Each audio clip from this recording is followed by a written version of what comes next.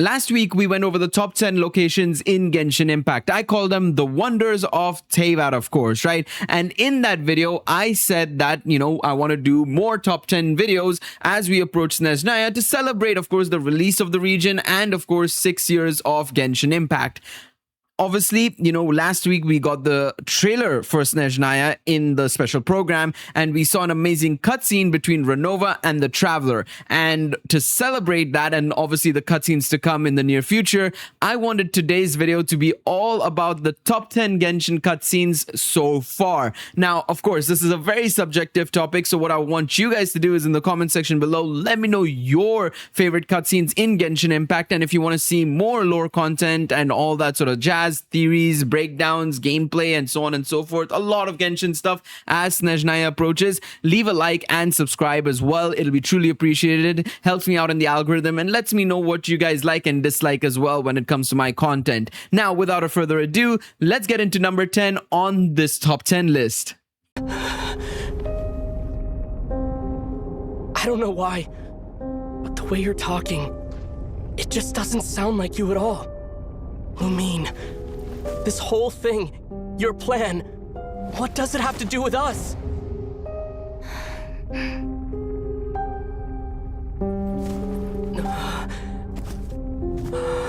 All along, it's only ever been about us.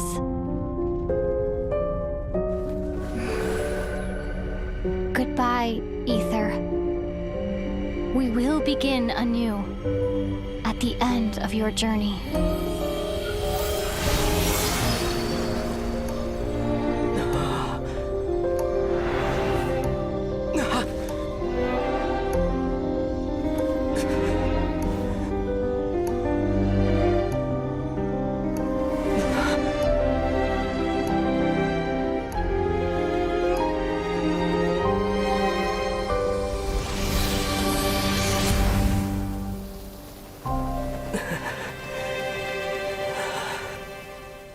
Now, this one might seem a little bit odd to you guys, especially for me to put it into the top 10, especially considering its short length and lack of action. However, I do feel this is one of those cutscenes that deserves to be in the top 10 because of how emotionally charged it is, as well as the thought-provoking moments it contains, right? Now, to talk a little bit about the emotional part, right? This is the first time I feel like we've seen the Traveler really get frustrated openly in front of the sibling, especially a situation concerning the sibling as well, right? We've seen in the past he's been a little bit annoyed, when he went to Fontaine with Paimon and, they got actively involved again in another region. He wasn't very happy at that situation. Then you had Bedtime Story and a couple of other situations where he was a bit annoyed that the Travelers, that the sibling, I should say, wasn't telling the Traveler the entire story and was just telling him to continue the journey, reach the end of the journey. He just wants answers, right? And that boiled over in this very cutscene, right? To the point where he asked, what does this have to do with us, right? What does this situation have to do with us? And the sibling responds in kind by saying, all along, it's only ever been about us. And for me, that is where the thought-provoking part comes to play, right? Because now you've ignited the community into bringing up new theories and lore possibilities concerning the Traveler and the sibling when it comes to what is the reason as to why the sibling said that. Why has everything that's happened on Teyvat only ever been about them?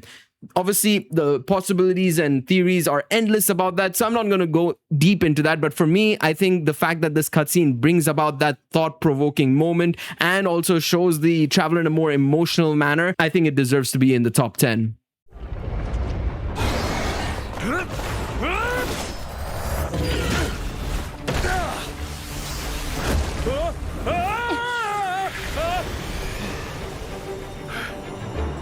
Thanks, Jean.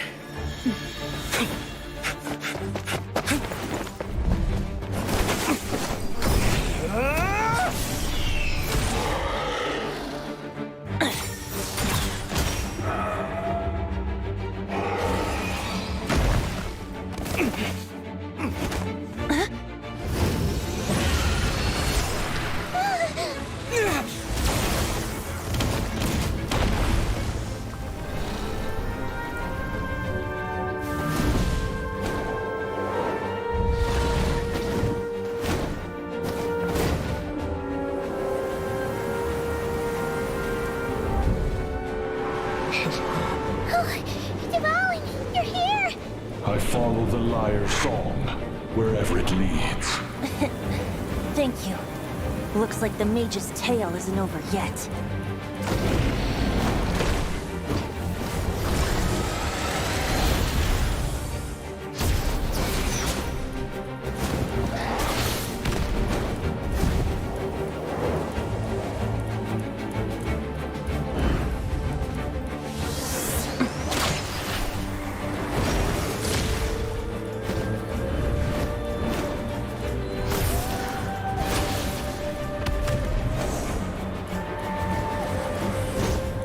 Might not be a happy ending, but someone's got to strike the final blow.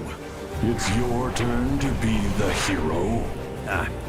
I'll take knight over hero any day.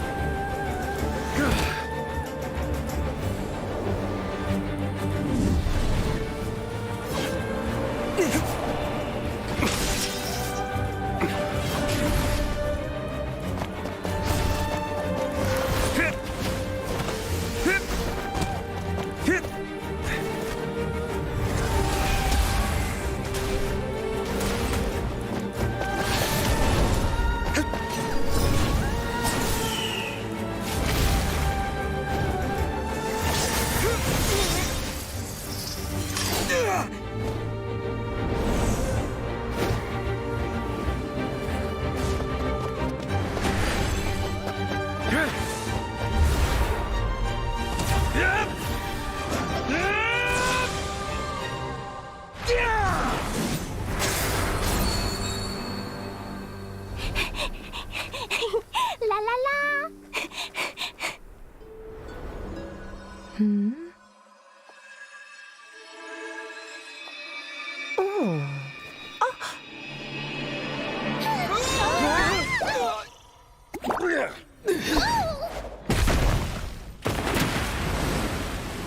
Mom, I'm here to play! Huh?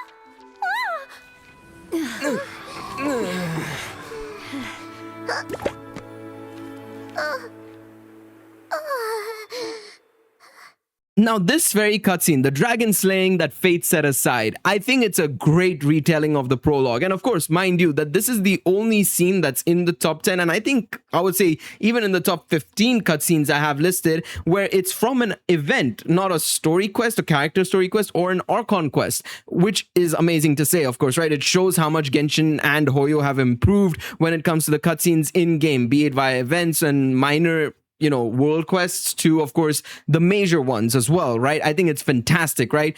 But yeah, this is an amazing retelling of the prologue with obviously including Varka as well. It brings in a lot of nostalgia while also bringing a little bit of freshness, with some updated cast members as well as animations. It feels like this one is a little bit of a redemption and redo, of course, that they had fun doing, obviously, in showing how much Genshin has improved from the very first year, from the very first month of the game to obviously now 6 years later, basically. So for me, I think it deserves to be at number 9.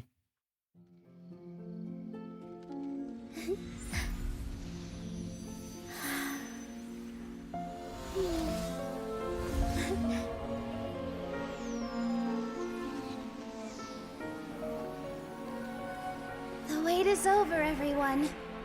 I dedicate this to our god, the Dance of Sub-Zerus.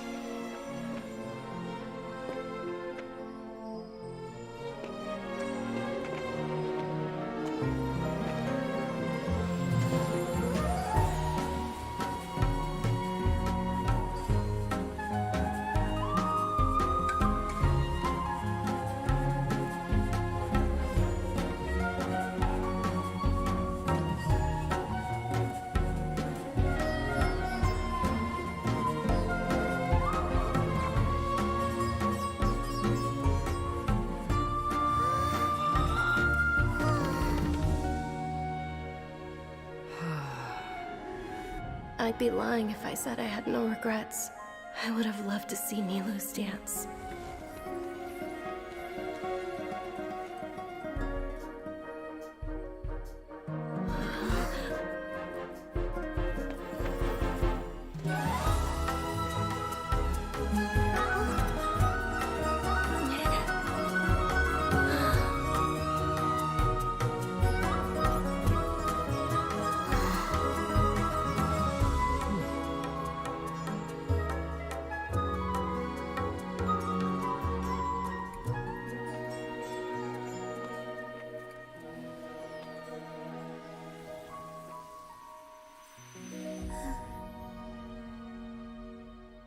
Now, the Dance of Sub-Zerus is probably a bit too high up for a lot of you guys. You guys might put it a little bit lower down, maybe outside the top 10, of course, right, for a majority of you guys. But I do feel like it deserves to go into the top 10 because of its emotional beats, right? I know it's a bit soppy to say that in a way, but I do feel like a good emotional aspect carries a cutscene very much so, right? Even if it may not have an insane amount of action or an insane amount of animations even, right, or effects, but I do feel like the way you tell a story, even with subtle animations or subtle movements and emotions, I think is very, very important. And that's what the Dance of Sub-Zerus is, right? Being able to see the dream dissolve slowly as she's dancing, right? And of course, the samsara cycles being cleared out. And then you have the emotional aspect of Dunyarzad. Of course, we think about her, we're going back through our memories, how she wanted to see the dance, and then seeing her spirit come in with a little bit of consciousness she has. Nahida saved her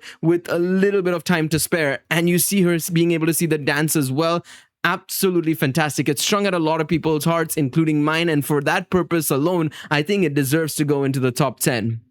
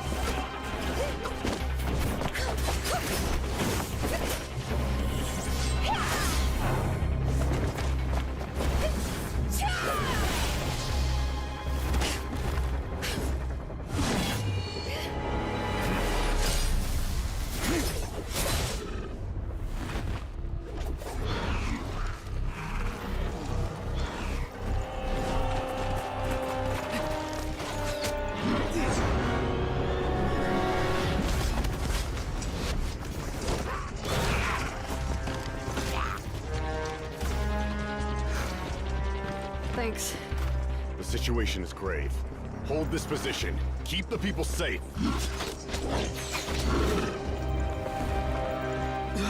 Chaos and emptiness. So that's the abyss. And it knows that now is its best chance. But the sacred flame! Archon's on the case.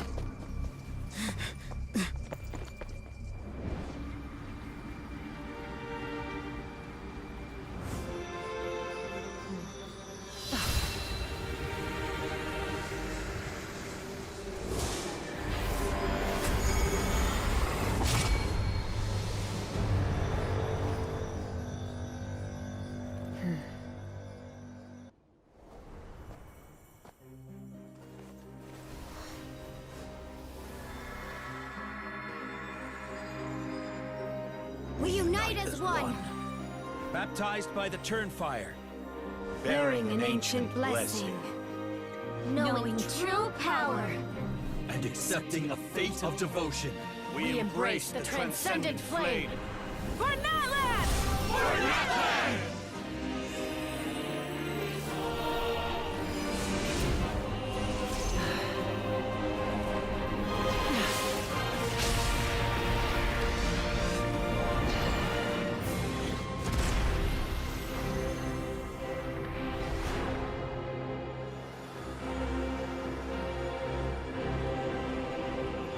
In the name of the Pyro Archon Halloran, I declare the Night Wars underway! The Ode of Resurrection will guard all life till the war is over!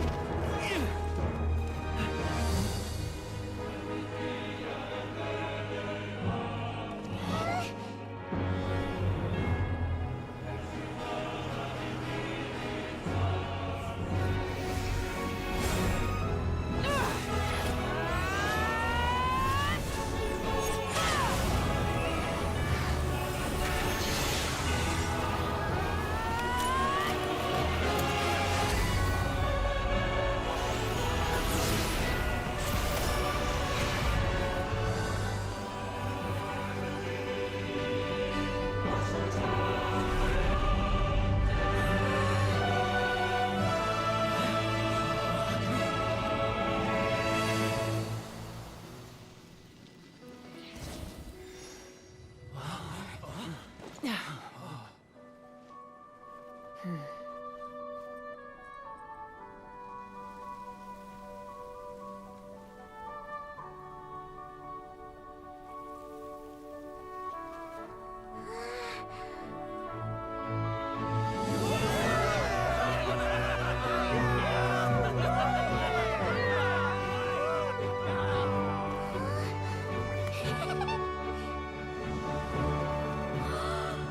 We won!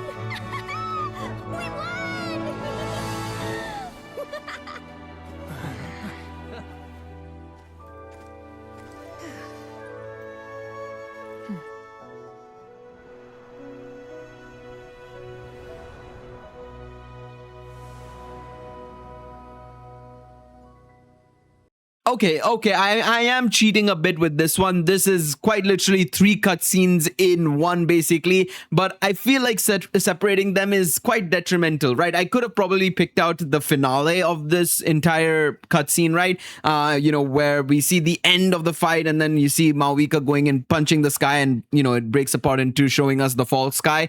But I feel like I would be doing a disservice to the entire scene as a whole, right? From start to finish, the Abyss invading Natlan is a fantastic war scenario and a considerable improvement over when Narukami and Watatsumi were having their tiff way back in Azuma. It was so much more fluid and less static, in this specific cutscene. And the combat scenarios they used and the set piece they used was great. You could see the high levels, the low levels, the armies, the differences in the powers. It was so well done.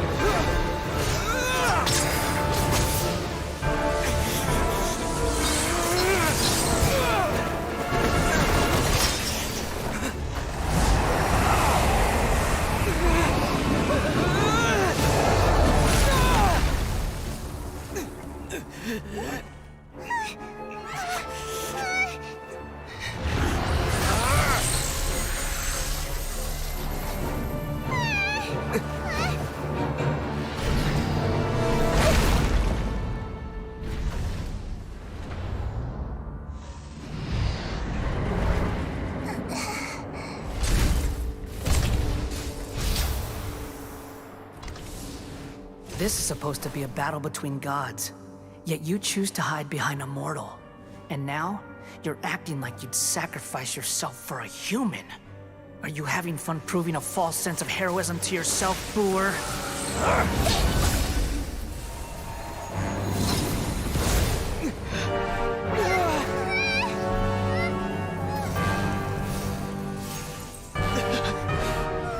The data collection is almost complete.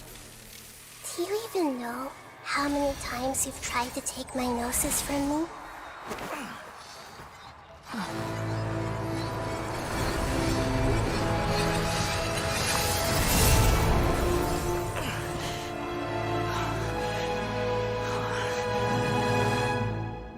We just concluded the 168th loop. Did you know that in the effort to create you, the people of Sumeru were forced to live through the exact same number of Sub-Zerus festivals and samsara cycles? The power of dreams. When did you use it on me?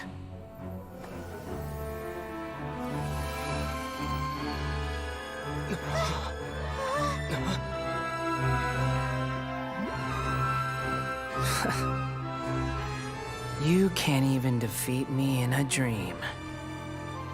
What do you hope to achieve with this little trick? Come, Traveler. Just like before. Allow me to awaken the memories in your dreams. All that battle experience! It's more than that. Compile everyone's wisdom in the name of the Archon. That is the original function of the Akasha. I've sent everything that happened just now to the people of Sumeru in the form of knowledge. I've asked them to help you find a way to defeat the false god.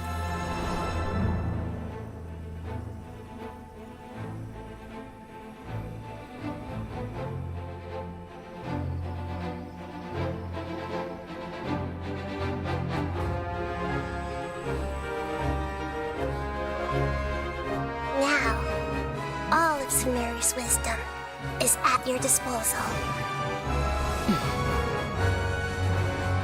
Meaningless tricks won't save you.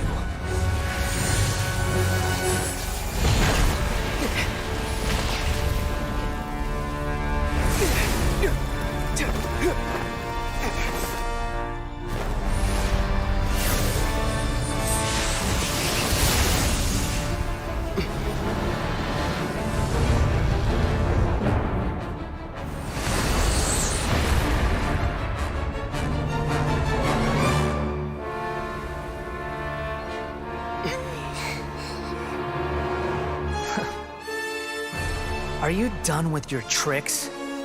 Can I finally take this as a real battle between gods? I'll leave this to you, the first sage of Boor. Taking on Scaramouche at the time after all the bullshit he had done, along with Nahida coming into her own and showing her strength, was amazing to see. It was also great to see, obviously, the way the script was flipped, basically, you know, with Nahida using, you know, Scaramouche's own tactics, you could say, against him, basically, right? With the whole, you know, samsara, replaying the same moment again and again and again using dreams. I think that was brilliant. And not only that, I feel like the music also helped in transitioning that fight from what was originally favoring Scaramouche to Nahida and the Traveler, and you could hear it in the beats as well, which I think is amazing. I mean, to be honest, I will say this for the rest of the scenes that are coming up and have come before this one. Hoyo Mix and the developers know really well in how to make a good harmony between the scene and the music, the dialogue and the music. I think it's a great job that they do, and this scene is no less.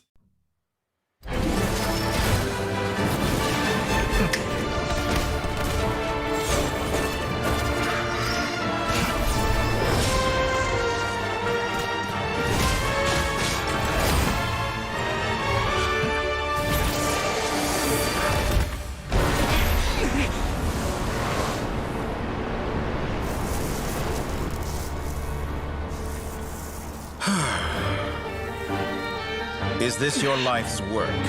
This piece of trash?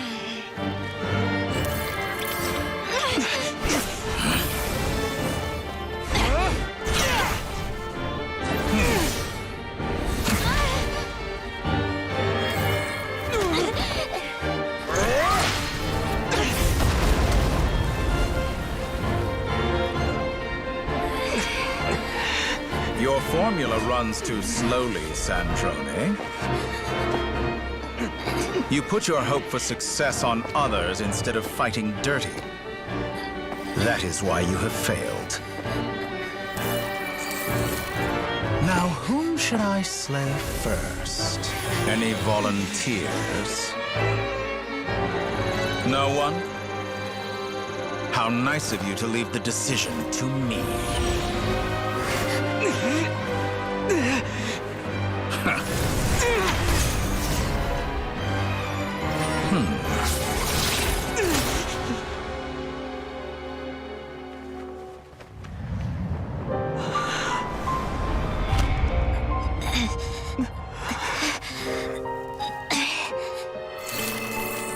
Oh, how unexpected. Snezhnaya, any last words for me, comrade?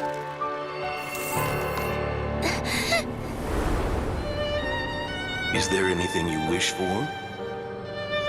Not really. But I've always known what I don't want. Go to hell, Dottore.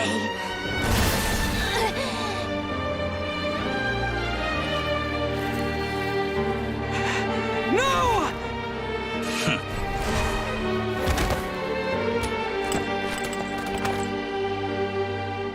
And now, you have failed.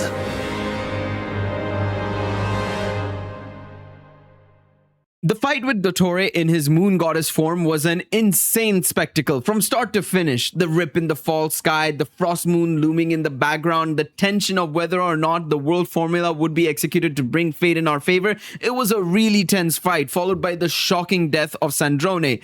Now, while we obviously know that that death is technically not permanent, the feeling at the time was definitely one of shock and awe that it had happened. Not to mention just generally as well, the fight sequence between Polonia and Dottore, and then, you know, us coming into the mix with Snezhnaya as well. So well done. So well done. And I absolutely adored it. Archon, it's the Fatui!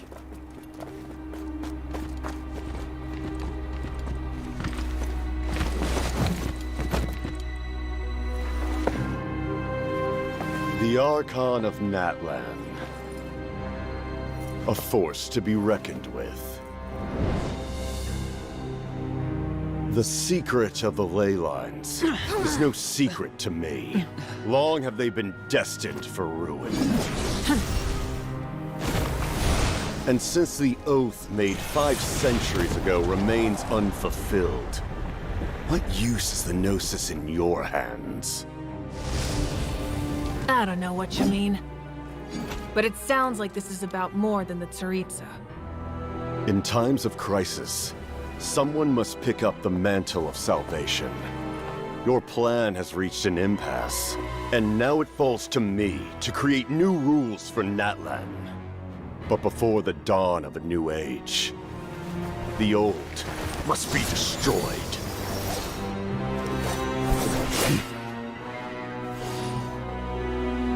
I assume that's the end of your speech? Good. People like us. Let our blades do the talking!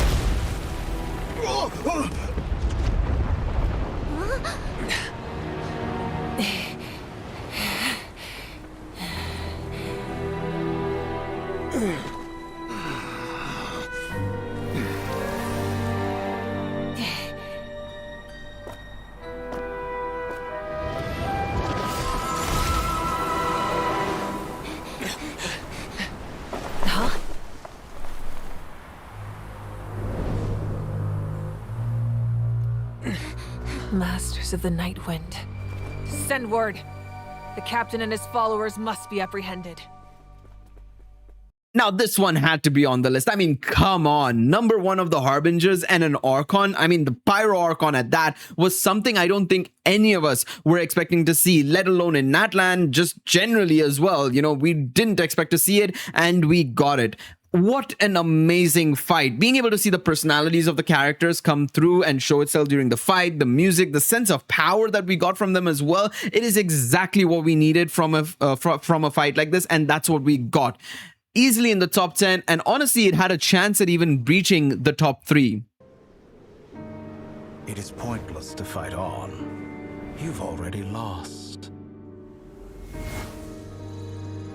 Wrong.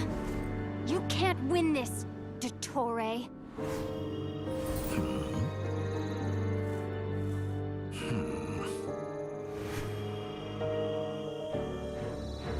What?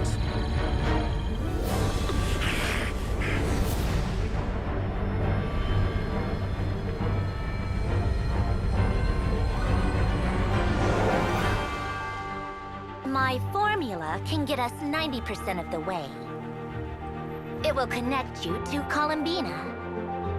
Then, I will bring the formula's output to the Traveler's side. For the last 10%, do whatever it takes. Just bring the moon down.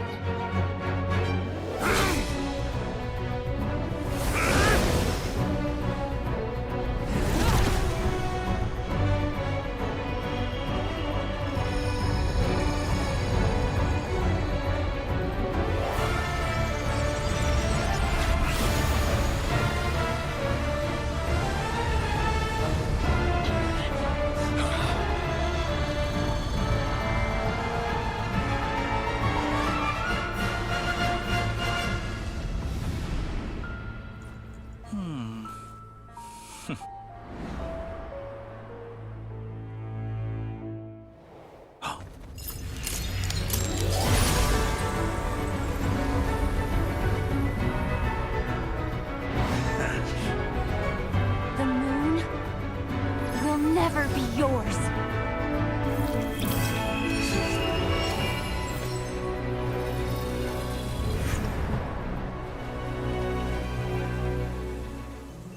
I turn my body into moonlight and pour it over Nodcry.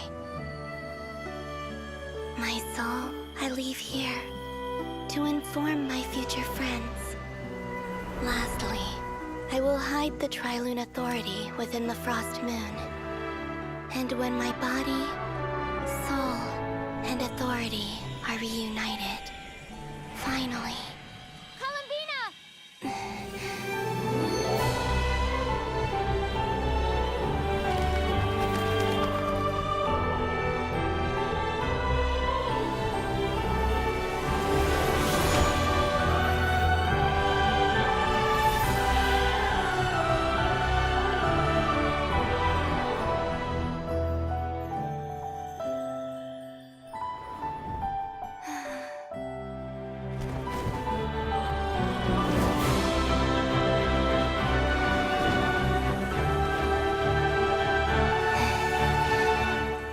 It's been too long. I'm back.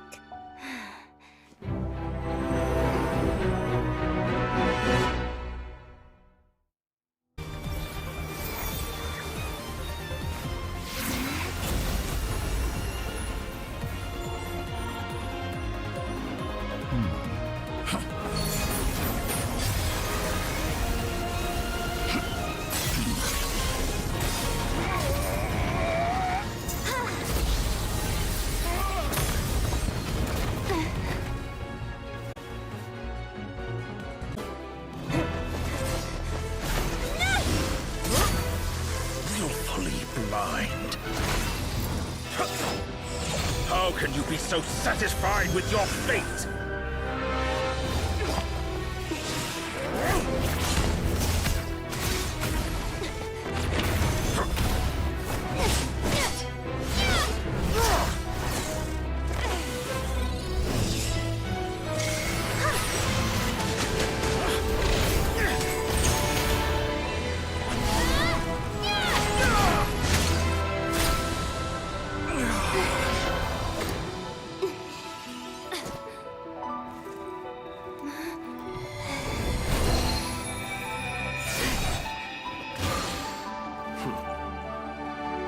This battle was never about fate.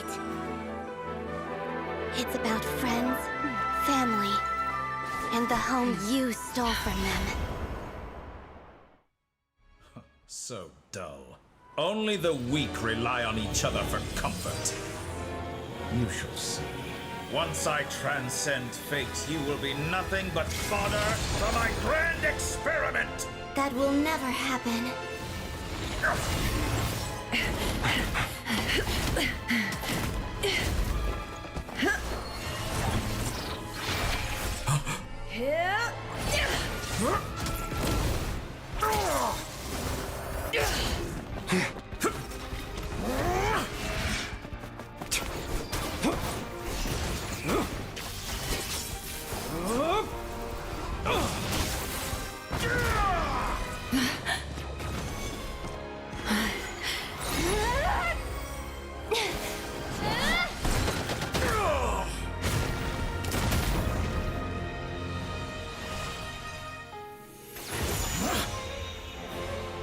Today, the moon lights up this world once more!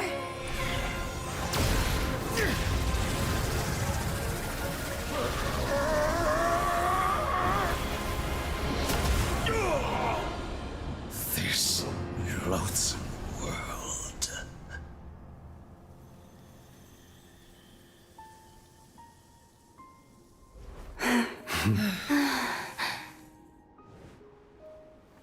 No, this world is our home.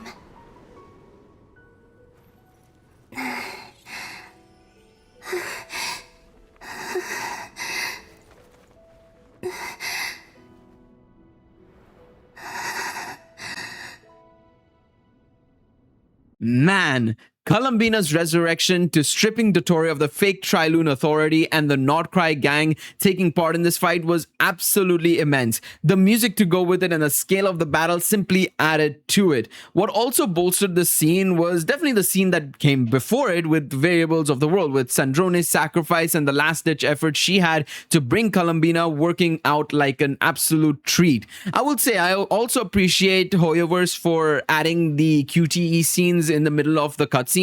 I don't want it every time. I will say that's something that they shouldn't do it too often, but I really wouldn't mind it during an action sequence so it keeps the attention on the fight and, you know, brings you into the fight even more so with that with an extra level of immersion. We all nestle under the great tree of wisdom, peering out to perceive the world. From the earth and from the rain, we perceive its wonders, until we become a white bird to perch atop a branch, and finally snap off the most important leaf. Once upon a time, I alone dreamed in this world. In my dreams, everybody would also dream after they fell asleep. Wild and wonderful thoughts would emerge from their minds. Some tumbled to the ground, and others floated to the sky, connecting all things in the world into one dazzling net. Among a plethora of worlds were numerous smaller worlds, all of fate, finding within the tapestry their brilliant glow. I gradually understood that these indescribable and constantly changing things are the most profound things in the world. Only they can completely repel the madness. Only dreams can awaken consciousness from the deepest darkness.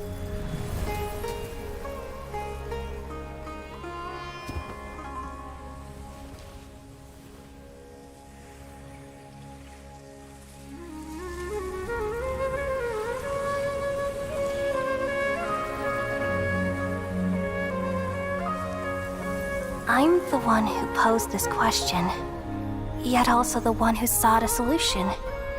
Saving the world with the dreams of the people used to be my answer. And now, you've also found your own answer, and I shall return all the dreams to the people.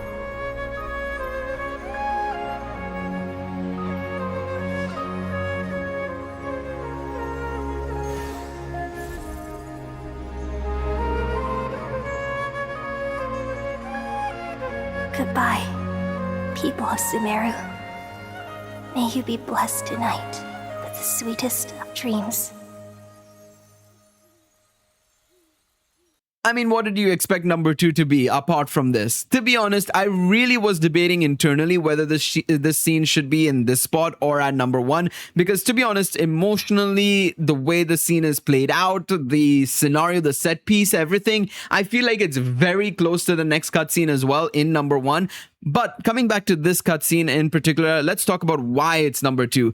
This cutscene, first and foremost, I have to say, the developers and Hoyomix, like I said earlier on, they know how to get stuff in harmony. And in this situation, I feel like it was perfect harmony, because what sells the scene isn't just, Nahida and Rukadevta, but also the somber and heavy instrumentals playing the theme of Sumeru, throughout. You have that progression and then you have that ending, the fade away. I think that was so well done. Coming back to the scenario itself, right? You have that instance of loss at first, right? You see Nahida with Rukadevta, let's go. And then you have that transition into, obviously, the people of Sumeru. You see the likes of Kole, Dunyarzad, Hypatia, all of them recovering as well. And then you ended off with, may you be blessed tonight with the sweetest of dreams. Oh, I mean, like, come on. It's a tearjerker and a scene I will find very hard to topple from the top 10, no matter what comes in the future. The hour of my execution is almost here. For the sinner, the curtain call has come. I know I may not sound it, but faced with death, I find myself a little afraid. Perhaps this is one thing both gods and humans have in common.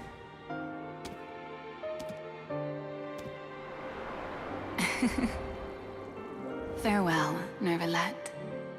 I hope you've enjoyed the part you played these 500 years.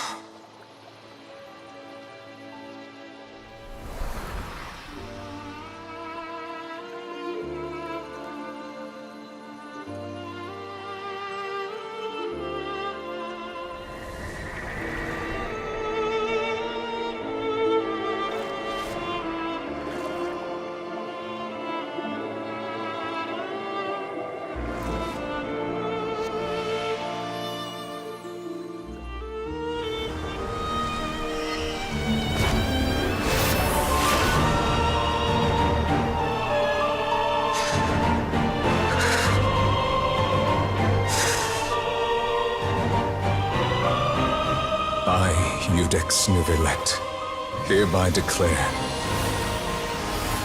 people of Fontaine, your sins are forgiven.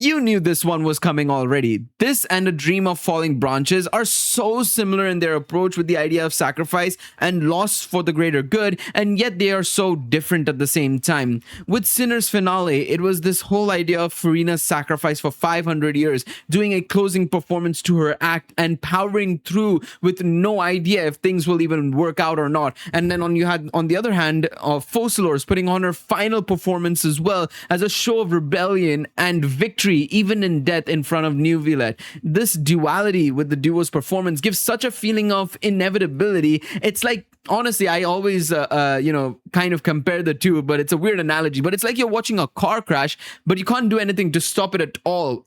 No matter what you do, it's not going to stop. And that's exactly what this is, right? You follow that up, the dance sequence, the final act, with Focalor's final message for Farina, along with the violin playing in the background, as it then built up to Novilla taking up the mantle of Hydro Sovereign, who also had such raw emotion in his dialogue. It was absolute cinema.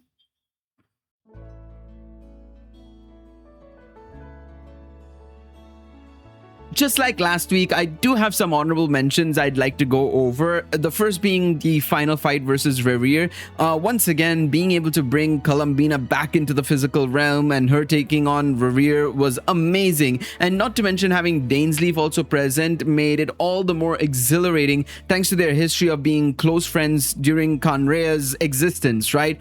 Along with that, I also have another cutscene that I think deserves to be nominated in this honorable mentions list, I would say. And that is the Grand Endeavor scene during Paralogism and the birth of the Durian that we know today.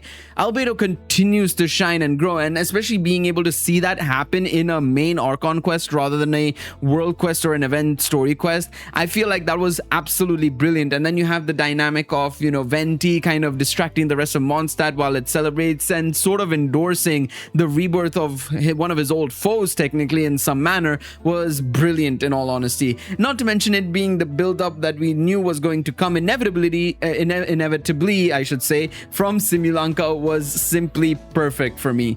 But there you guys go. That is my top 10 list of Genshin cutscenes. Let me know what you guys think. Do you guys agree or disagree with my cutscene list? I'm curious to see what you guys have to say down below. Next week, we're going to be doing one more top 10 list will be coming before the release of Snezhnaya. That should hopefully come out next Monday or Tuesday. So again, like I said, if you want to see more content like this and you want to see other stuff as well, hit that subscribe button, leave a like and all that good stuff, and I'll catch you all in the next video. Until then, ciao everybody. Bye-bye.